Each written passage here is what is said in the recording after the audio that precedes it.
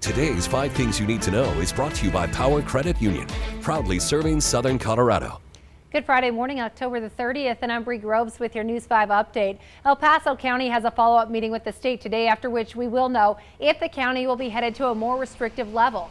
Meanwhile, in Pueblo, Mayor Nick Gratis are issuing an emergency order putting a curfew in place for 2 weeks that starts tonight. It'll be from 10 p.m. until 5 a.m. daily. UCCS announcing that they will be moving all but a limited number of courses to remote learning for those final 3 weeks of the semester after Thanksgiving break.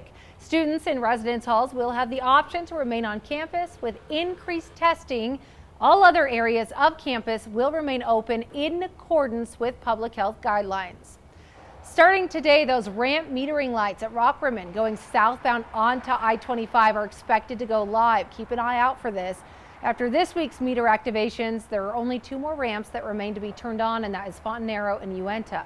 If you're looking for something fun to do for Halloween that isn't outdoor trick-or-treating, there are a lot of options. The Pueblo Police Department holding their trunk or treat event this weekend. It is the last weekend for Boo at the Zoo, and then there are plenty of trunk or treat or drive-through trick-or-treating events happening around town.